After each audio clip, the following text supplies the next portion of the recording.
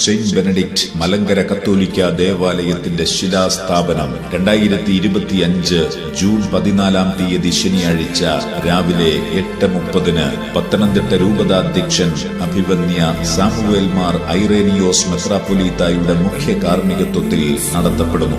ആഗോള കത്തോലിക്ക സഭയുടെ പരമാധ്യക്ഷൻ പരിശുദ്ധ പിതാവ് ലയോ 14 മാർപ്പാപ്പ പ്രാർത്ഥിച്ച് ആശീർവദിച്ച് അനുഗ്രഹിച്ച് പത്തനംതിട്ട രൂപതാധ്യക്ഷൻ അഭിവന്യ സാമുവേൽ മാർ ഐറേനിയോസ് മെത്രാപ്പൊലീത്തായ്ക്ക് നൽകിയ പുതുതായി നിർമ്മിക്കുന്ന കോന്നി താഴം സെന്റ് ബെനഡിക്ട് മലങ്കര കത്തോലിക്ക ദേവാലയത്തിന്റെ ശിലാസ്ഥാപനം പ്രാർത്ഥനാപൂർവ്വം സ്വാഗതം.